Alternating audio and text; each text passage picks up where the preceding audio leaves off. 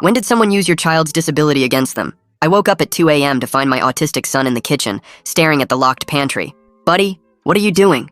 Counting, he whispered. Mister. Bleak says warriors count to 10,000 when they're hungry. It makes the hunger go away. The thing was, Theo takes everything literally. It's part of his autism. He doesn't understand when adults aren't being serious. I called Mr. Bleak the next morning. Hey, this is Tom Litt, Theo's dad. I wanted to ask about some things Theo's been saying about food. Mr. Bleak laughed. Oh gosh, what's he telling you now? You know how these kids are, especially the ones who claim to have autism, always looking for attention. That stung. He's been refusing meals because he says warriors have to earn... Look, his tone shifted. I served 3 tours in Iraq.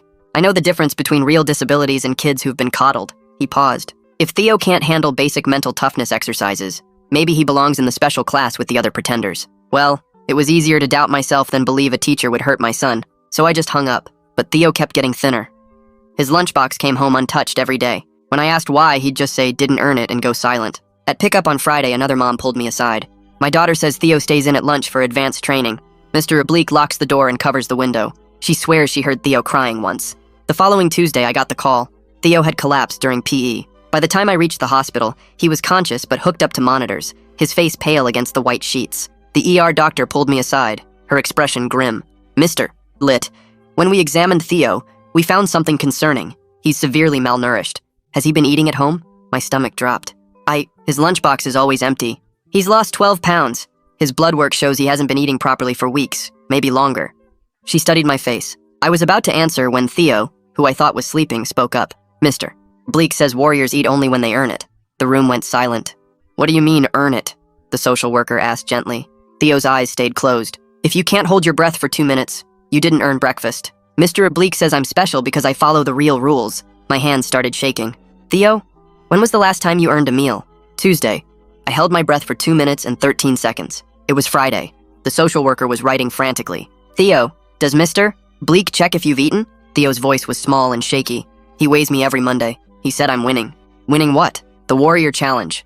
First one under 70 pounds becomes a real soldier. The others are just civilians. I called the other parents that night. Their kids confirmed it, Mr. Bleak joked to the whole class about starving themselves, and he knew my son would be the only one to take it seriously. I went to the principal the next morning with everything. She smiled sadly. Mr.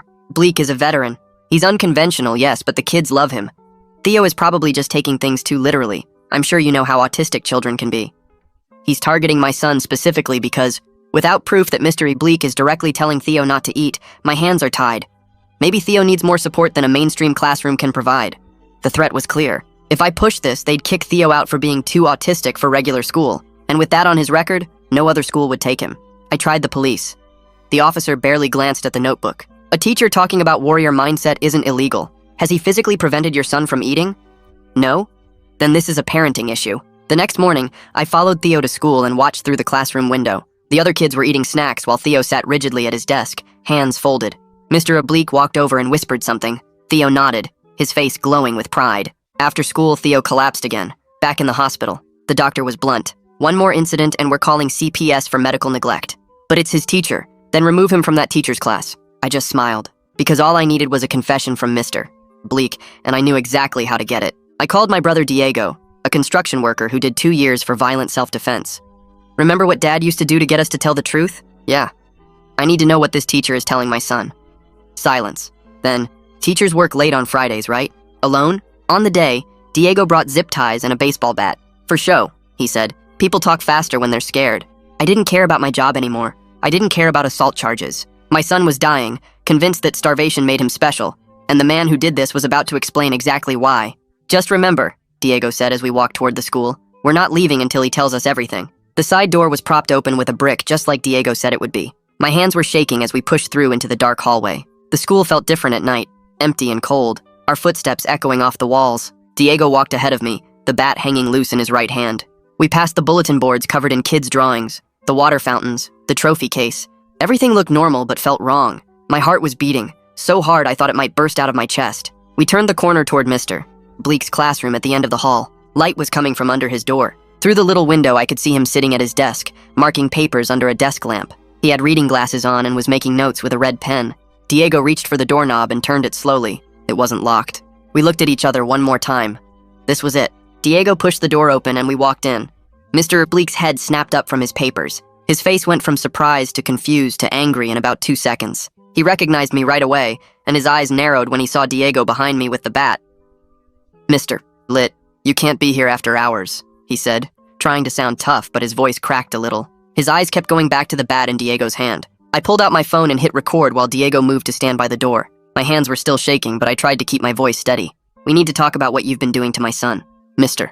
Bleak stood up fast, his chair rolling back and hitting the wall. "This is breaking and entering. I'm calling security." He reached for the phone on his desk, but Diego took a step forward and Mr. Bleak froze. His hand stopped halfway to the phone. "Sit down," Diego said, real quiet. Mr. Bleak looked at him, then at me, then slowly sat back down in his chair. I walked over and put my phone on the desk between us, making sure the camera could see everything. The red recording light was blinking. "You've been starving my son." The words came out harder than I meant them to. Mr. Bleak leaned back in his chair and crossed his arms. "These kids today are soft, especially the ones claiming disabilities." His voice got that teacher tone, like he was giving a lecture. "They need structure, discipline, not more coddling from parents who want to make excuses." I reached into my jacket and pulled out the photos from the hospital. Theo hooked up to IVs, his face white as paper, his arms so thin you could see every bone. I slammed them down on his desk hard enough to make his coffee mug jump. "He's 7 years old and you convinced him he had to earn food by holding his breath." My voice was getting louder even though I was trying to stay calm. Mr. Bleak picked up one of the photos and looked at it for a second before putting it back down. "I never told him not to eat." He shrugged like it was nothing. "He just took my warrior stories too seriously." He looked right at me. "That's not my fault if he can't understand metaphors." Diego moved closer to the desk, not doing anything threatening, but definitely making his presence felt. The bat tapped against his leg as he walked. I leaned forward over the desk. "Other kids heard you tell Theo specifically that warriors don't eat until they prove themselves." I watched his face real careful, looking for any sign of guilt. Mr. Bleak's jaw tightened, and something shifted in his expression. The fake concern dropped from his face completely, and his eyes went cold and hard like I'd never seen them before. He leaned back in his chair and crossed his arms, looking at me like I was something stuck to his shoe. His mouth twisted into this ugly smile that made my skin crawl. I kept the phone steady even though my hand wanted to shake, making sure the camera caught everything. He started talking about how Theo was weak, how kids like him pretend to have problems for attention, how he was trying to fix what I wouldn't. The words hit me like punches, but I forced myself to stay still and keep recording. Diego shifted by the door, the bat tapping against his leg, and I could feel the anger coming off him in waves. I needed more though, needed him to say exactly what he'd done. So I asked about the Monday weigh-ins he'd mentioned to Theo. His eyes got smaller and meaner when I said the words 70-pound warrior challenge. He actually looked proud when he started explaining how he tracked their progress on this chart he pulled from his desk drawer. The paper had all the kids' names with their weights written in red pen next to dates going back months. Theo's name had stars next to it, showing he was winning whatever sick game this was. My stomach turned seeing my son's weight dropping week after week in neat little numbers like it was some kind of achievement. He kept talking about how the strong kids were ignored his challenges, but the weak ones showed themselves. How Theo wanted to be special so badly, he'd do anything anyone suggested. My fists clenched so hard my nails cut into my palms, but I kept the phone recording, kept my voice steady when I asked if that was included starving himself to death. He actually shrugged at that, said something about natural selection and Theo being too stupid to understand metaphors. The way he said stupid made something snap inside me, and I started to move forward, but then we all heard it at the same time. Footsteps coming down the hallway, getting closer.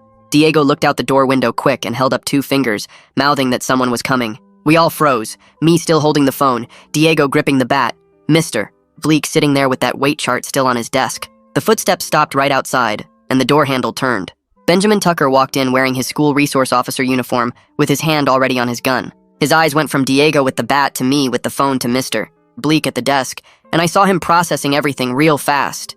Nobody moved for what felt like forever, but was probably 2 seconds. Mr. Bleak's whole body language changed instantly, slumping forward like he was scared, his voice going high and shaky as he started saying we broke in and threatened him with weapons. He pointed at the bat and demanded Benjamin arrest us for assault, putting on this whole victim act that was completely different from the cold monster he'd been 30 seconds ago. I held up my phone to show it was recording, trying to explain we just wanted him to admit what he'd done to Theo, that we had proof now. Benjamin kept his hand on his gun but didn't draw it, his eyes going back and forth between all of us like he was trying to figure out what was really happening. He told us all not to move in that cop voice that means business, then focused on Diego and me. His face wasn't angry exactly, but it was serious and firm when he said we needed to come with him right now. Diego set the bat down slow and careful on a desk, keeping his hands visible the whole time. I saved the recording and put my phone in my pocket, watching Mr. Bleak's face change to this smug look like he knew he'd won again. Benjamin walked us out with one hand still near his weapon, not rough but definitely in control, making sure we stayed in front of him. The hallway felt longer than when we'd come in, our footsteps echoing off the walls. Other classroom doors were closed and dark, the whole school empty except for us. Benjamin didn't say anything until we got to the parking lot where his patrol car was parked next to Diego's truck. He had us stand by the car while he called for backup, keeping us in sight the whole time. 2 more patrol cars showed up within 5 minutes, and they separated Diego and me right away. I got put in the back of Benjamin's car while Diego went with another officer. The drive to the station felt surreal, watching the familiar streets go by through the metal screen between the front and back seats. At the station, they took us to different parts of the building, and I ended up in this small gray room with a metal table and 2 chairs. They took my phone, my wallet, everything in my pockets, and put it all in a plastic bag. I sat there alone for maybe 20 minutes before a detective came in, a woman with short gray hair and tired eyes who looked like she'd seen everything twice. She had my phone in an evidence bag and a yellow legal pad for notes. When she asked what happened, I told her everything from the beginning, about Theo in the hospital, about the other parents' stories, about trying every legal option first. She actually listened this time, not like the officer who'd dismissed me before. She took notes and asked specific questions about dates and times and who said what. When I mentioned the recording, she picked up the evidence bag with my phone and asked if I'd consent to her listening to it. I said yes immediately and watched her face while she played it through the little speaker. Her expression didn't change much, but I saw her jaw tighten when Mr. Bleak talked about natural selection and Theo being too stupid. She paused it twice to write down exact quotes, underlining some parts multiple times. When it finished, she looked at me for a long time without saying anything. She finally leaned back in her chair and tapped her pen on the legal pad. He admitted to the weigh-ins and targeting your son's disability, she said slowly. But here's the problem with what you did tonight. She explained that anything, Mr. Bleak said while Diego stood there with a bat, probably wouldn't count in court. You can't take justice into your own hands like that, she added, though her voice sounded softer than before. I started to argue, but she held up her hand. I get it, I really do, but the law doesn't work that way. She left me alone again, and I sat there thinking about how messed up everything was. About 2 hours later, the door opened, and this woman in a sharp suit walked in carrying a briefcase. Tom Litt? I'm Shreya Agrawal. Diego called me from his holding cell. She moved fast, pulling out papers and a tablet, already taking notes before she even sat down. She asked to hear the recording, and I watched her face get tighter with each word, Mr. Bleak said. Okay, so you're in trouble, but this recording is still damaging to him even if we can't use it in court. She worked her phone while talking to me, making calls to people she knew. The detective came back with paperwork, and Shreya immediately started negotiating. They went back and forth about charges, and I caught pieces about criminal trespass and conspiracy to commit assault. Shreya pulled the detective aside, and they talked in low voices by the door. When they came back, the detective explained I was charged, but Shreya had arranged for quick processing. Diego was getting hit harder because of his record, something about enhanced charges for repeat offenders. Shreya worked through the whole night making calls and filling out forms. She got us both released on bail by morning, though Diego's was way higher than mine. This is going to complicate everything with your son, she warned as we walked to her car. CPS is definitely getting involved now. Sure enough, when Shreya dropped me at my house, there was already a guy in a suit waiting by my front door. Mr. Litt? I'm Manuel Gray from Child Protective Services. He had this calm voice, but his eyes were serious. Your son is currently in protective custody at the hospital. My legs almost gave out. We need to determine if you're a safe placement for him given the recent criminal charges. The words hit me like punches. I'd tried to protect Theo, and now they were taking him away from me. Manuel explained the whole process while I stood there feeling numb. I'd get supervised visits until the criminal stuff was resolved, and they approved a safety plan. He handed me paperwork with visit times and rules I had to follow. The next morning, I went to the hospital for my first supervised visit. They gave me 1 hour with a social worker sitting in the corner taking notes. Theo was confused when I walked in, looking around for my stuff. Why can't you stay? He asked in that small voice. Did I do something wrong? I had to fight back tears while explaining it was complicated grown-up stuff. The social worker wrote down everything we said. Theo kept asking when he could come home, and I couldn't give him a real answer. That afternoon, Shreya called to say a reporter named Ibrahim Peterson had contacted her about the arrest. Don't talk to him yet, she said firmly, but he's already digging into Mr. Bleak's background and finding stuff. She said he'd found problems at other schools, but we needed to be careful. 2 days later, the school board called an emergency meeting that filled up the auditorium. The principal stood at the front and announced Mr. Bleak was on paid administrative leave pending investigation. Parents started yelling from both sides. Some dad who said he was a veteran too defended Mr. Bleak's methods. He teaches kids real discipline, not this soft participation trophy garbage, he shouted. But then other parents stood up with their own stories about weird stuff, Mr. Bleak had said to their kids. The room got so loud the board president kept banging her gavel. That night, Shreya got a call from Faith Owens, the school counselor. She wanted to meet, but only through Shreya because she was scared. Faith had been documenting concerns about Mr. Bleak for months, but nobody listened. She had dates and quotes and specific incidents all written down, Shreya said Faith's notes could be huge for us, but she wouldn't come forward officially yet. She was worried about losing her job or worse. The next supervised visit was even harder than the first. Theo was meeting with a nutritionist when I arrived, and I heard him through the door. "I miss Mr. Bleak," he told her quietly. "He made me special." The nutritionist asked what he meant, and Theo explained about the Warrior Challenge. "I was winning," he said with this proud little smile. "I was almost at 70 pounds. My heart broke all over again hearing that." Even after everything, Theo still thought starving himself was an achievement. The nutritionist looked at me through the window with this sad expression. She came out later and explained the trauma went really deep. "He's internalized these beliefs about food and worth," she said carefully. "Recovery is going to take a long time." Manuel was there taking notes about everything. He wrote down Theo's comments about missing Mr. Bleak as evidence of ongoing psychological harm. The next day, I got called back to court for Diego's bail hearing and watched the prosecutor stand up with a thick folder. She pulled out Diego's record from his assault case 2 years ago and started listing every reason he was dangerous. The judge listened to her argue about flight risk and previous violence, while Diego sat there in orange jumpsuit and chains. When the judge revoked his bail, Diego just nodded at me before they took him back to county. I walked out of the courthouse feeling sick because my brother was going to jail for helping me protect my son. That afternoon, Shreya came to my apartment with a stack of papers she'd been working on. She'd typed up everything from my recording of Mr. Bleak and added all the notes Faith had secretly given us about other kids he'd targeted. We sent it to the school district's main office by certified mail and got a response 3 days later from their lawyer saying they were investigating but couldn't discuss personnel matters. Meanwhile, Manuel called to schedule his home safety visit, and I spent the whole week getting ready. I installed cabinet locks on everything, put up meal charts on the fridge, created detailed food logs showing what Theo ate every day. When Manuel showed up with his clipboard, he walked through every room taking pictures and making notes. He looked at the locks and schedules and said it was good, but my criminal charges were still a problem for placement. 2 weeks later, the prosecutor's office sent Shreya a letter with their plea offer. They'd drop it to misdemeanor trespass with 2 years probation if I agreed not to sue the school or pursue any civil action against them. Shreya read it to me over the phone and said it wasn't the worst deal she'd seen, but taking it meant Mr. Bleak would never face real consequences for what he did to Theo. The next school board meeting was packed with angry parents on both sides of the room. When they opened for public comment, this dad who was wearing an army hat stood up first and started defending Mr. Bleak. He said the warrior mindset made his son more confident, and that parents today were too soft on their kids. 2 other parents clapped and nodded along while he talked about how Mr. Bleak was the best teacher the school had. But then a mom from Theo's class stood up with her daughter's notebook and started reading quotes her kid had written down. Mr. Bleak had told her daughter she was weak for needing a snack, that real warriors could go days without food, that she'd never be strong if she kept eating like a pig. Another parent jumped up and said her son came home crying because Mr. Bleak made him do push-ups during lunch instead of eating. Then a third parent started yelling about how his kid was told he didn't deserve food because he failed a math test.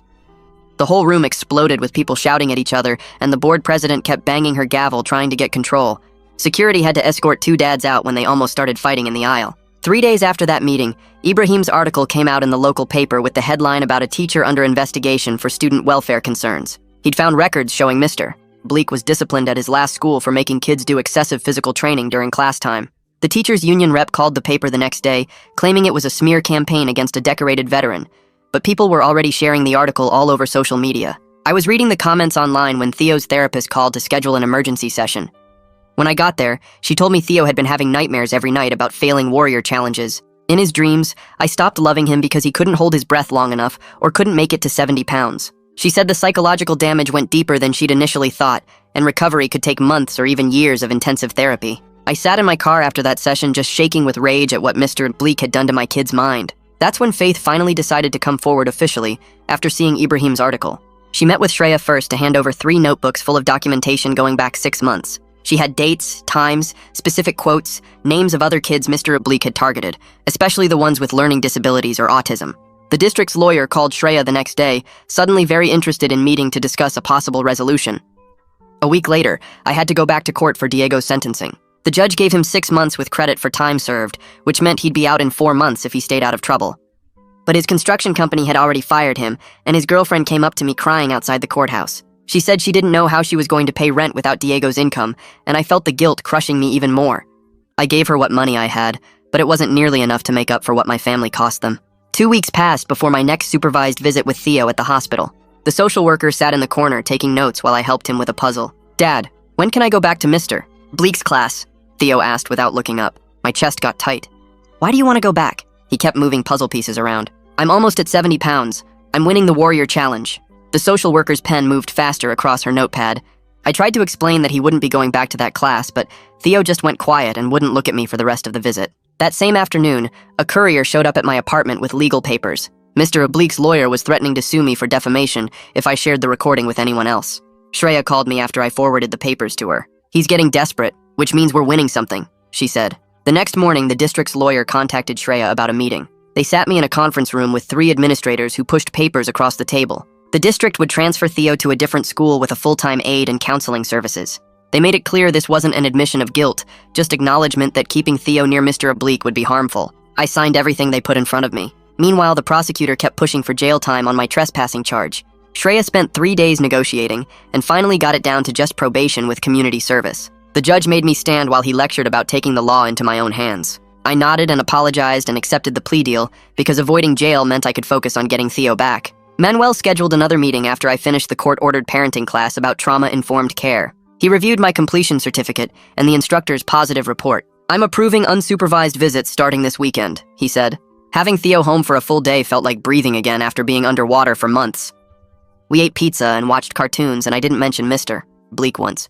Ibrahim's second article came out that Monday with quotes from child psychology experts explaining how kids who think literally are especially vulnerable to authority manipulation. The experts used terms like exploitation of neurodivergent trust patterns and explained how teachers in positions of power could cause lasting psychological damage. Mr. Oblique's union didn't release any statement this time. The school board held an emergency session that Tuesday night. They voted to implement new training about neurodiversity and appropriate motivational techniques for all district teachers. The board president read a prepared statement about continuous improvement and learning from difficult situations. Nobody mentioned Mr. Oblique by name, but everyone knew why they were really there. Word got around that he was negotiating his exit with the district. 2 weeks later, Theo started at his new school across town. His aide was named Miss Johnson, and she specialized in autism support. I watched through the classroom door as she introduced herself to Theo. She explained exactly what would happen each day, when he would eat lunch, where he could go if he felt overwhelmed. Theo relaxed his shoulders for the first time in months. She made everything clear and simple without any confusing warrior talk or hidden rules. That same week, my boss called me into his office. The company had a policy about criminal convictions, and my misdemeanor trespassing charge meant automatic termination. He said he was sorry, but rules were rules. Shreya mentioned we might have a wrongful termination case since the conviction was related to protecting my child from abuse. I was too tired to fight another battle. Finding a new job could wait until Theo was more stable. Diego got moved to a halfway house after serving 4 months. I visited him every Sunday afternoon. He looked thinner and older than before. "I'd do it again," he said the first time I visited, but I could see how being locked up had changed him. He was quieter now, more careful about everything. He got a job at a warehouse that hired people with records, making half what he used to earn in construction. His girlfriend had found a second job to cover rent, but she looked exhausted every time I saw her. The guilt sat heavy in my stomach, knowing what my family's crisis had cost them both. Manuel closed our CPS case after 3 months of monitoring. His final report noted that I was a protective parent who used poor judgment under extreme circumstances. Theo was gaining weight steadily, and his therapist reported good progress with the food-related trauma. The nightmares were happening less often, though he still sometimes asked if he'd earned his meals. Mr. Johnson sent home daily reports about Theo's progress at the new school. He was making friends with 2 other kids who liked dinosaurs. He ate his whole lunch every day without asking permission first. These normal kid things felt like huge victories after everything we'd been through. Ibrahim kept investigating Mr. Oblique's history and found 2 more schools where he'd left under unclear circumstances. Parents from those schools started reaching out with their own stories about weird punishment systems and kids being afraid to eat. The pattern was clear, but Mr. Oblique had always moved on before anyone connected the dots. The district scheduled a hearing 2 weeks later, where Faith walked into the packed room carrying a thick folder. She sat at the witness table and opened her notes with shaking hands while the board members watched. Her voice started quiet, but got stronger as she read dates and times she'd reported concerns about Mr. Oblique. She showed emails she'd sent to the principal about kids crying after lunch and parents asking about weird food rules. The principal had written back each time saying Mr. Oblique's test scores were the best in the district. Faith pulled out more papers showing she'd documented 12 separate incidents over 3 months. Board members started shifting in their seats as she described finding Theo alone in the classroom during lunch. She'd asked Mr. Oblique about it, but he said Theo preferred eating alone because of his autism. The union rep kept objecting, but Faith kept reading her documentation with steady determination. She finished by saying she'd been told to stop making waves or find another school. The room went completely silent after she sat down. 3 days later, Mr. Oblique's lawyer sent a letter to the district announcing his immediate retirement. The news spread through parent group texts within hours, and people had mixed reactions. Some parents said it was unfair to force out a veteran who served his country. Others said good riddance to someone who hurt vulnerable kids. Shreya called to tell me Mr. Bleak would keep his full pension and benefits. The district wanted to avoid a messy public trial that would expose their failures. I felt sick knowing he'd face no real consequences for what he did to Theo. But Shreya reminded me that at least he couldn't hurt any more kids in classrooms. Meanwhile, Theo was making slow progress with eating at his new school. Mrs. Johnson sent daily notes about his meals and snacks. Monday, he ate half his sandwich without asking permission first. Tuesday, he finished his apple slices and asked for more. Wednesday, he drank his whole juice box during snack time. But Thursday, he asked if he'd earned his lunch, and Mr. Johnson had to remind him food wasn't a reward. Friday was better, and he ate everything without any questions about earning it. Each normal meal felt huge after months of him starving himself. The small victories kept me going through the job search that wasn't going well. Most places ran background checks, and my trespassing conviction showed up immediately.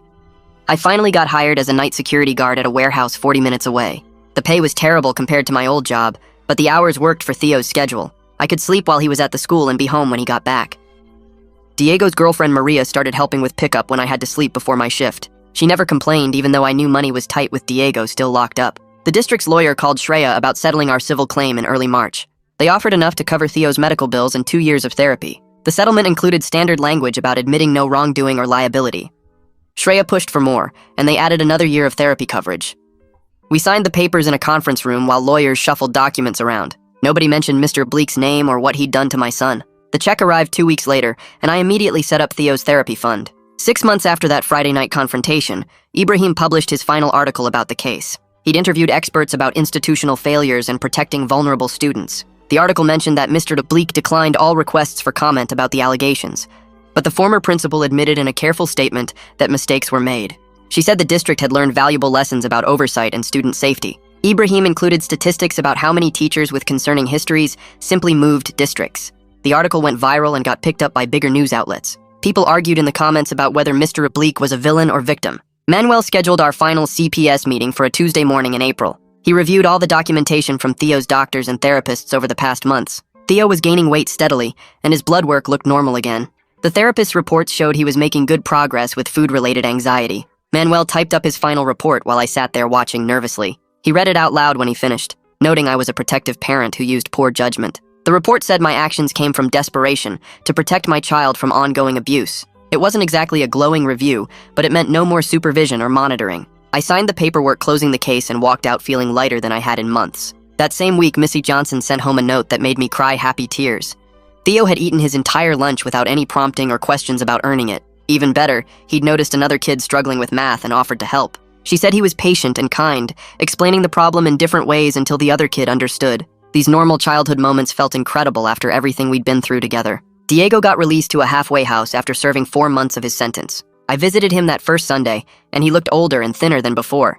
He'd lost his construction job and most of his muscle mass from sitting in a cell, but he said he'd do it again without hesitation if Theo needed protecting. His girlfriend had been working 2 jobs to cover their rent while he was gone. The guilt about what my family crisis cost them sat heavy in my chest. Diego found work with a contractor who specifically hired people with criminal records. The pay was half what he made before, but he was grateful to be working. We didn't talk much about that night in the classroom anymore, but our bond was stronger than ever after what we'd been through together.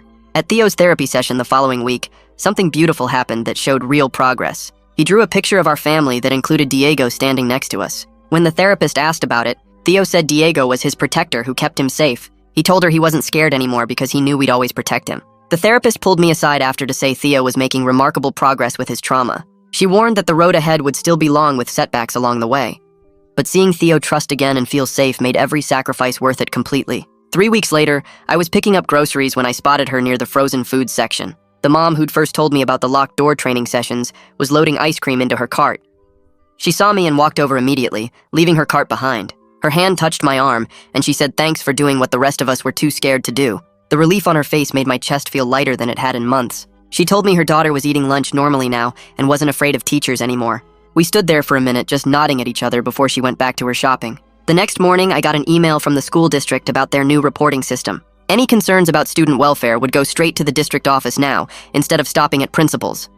They were calling it the Theo Protocol in the documentation, though they didn't use his last name in public announcements. The form had a direct hotline number and promised investigations within 48 hours of any report.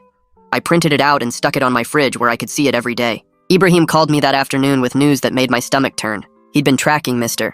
Bleak through social media and found him advertising private tutoring in Arizona. The website promised military-style academic training for building mental toughness in young students. The testimonials from parents talked about how much more disciplined their kids had become. Ibrahim said he'd contacted authorities there, but without criminal charges, they couldn't do anything. At least he was far from any classroom full of vulnerable kids who had to see him every day. Theo's next doctor appointment showed he'd gained 8 pounds and was back in the healthy range. The nutritionist said his blood work looked great, and his energy levels were where they should be. We stopped at the ice cream shop on the way home to celebrate. Theo ordered chocolate chip without asking if he'd earned it first. He ate the whole cone while telling me about a book he was reading at the school. The smile on his face while he licked melted ice cream off his fingers was worth everything we'd been through.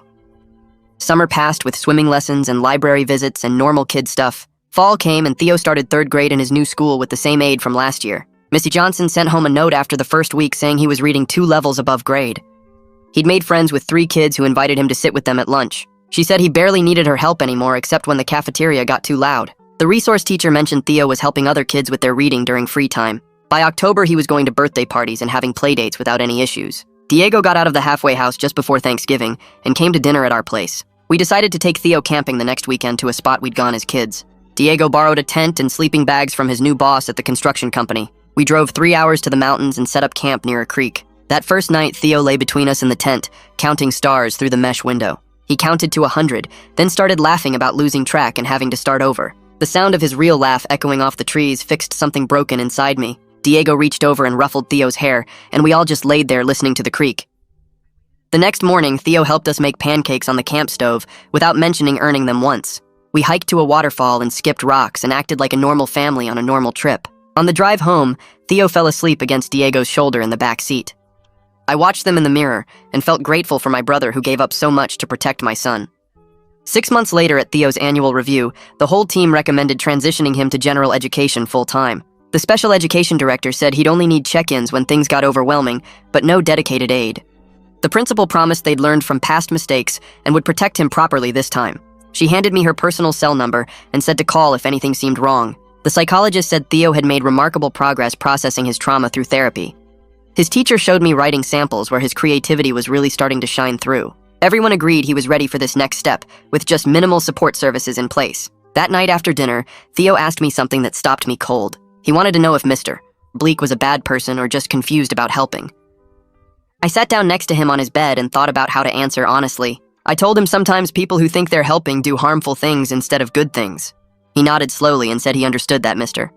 Bleak was wrong about the warrior stuff. Then he looked at me and said he was glad I helped him, even when it was scary to do it. He hugged me tight, and I knew deep in my bones we were going to be okay. And that's where we'll wrap it today.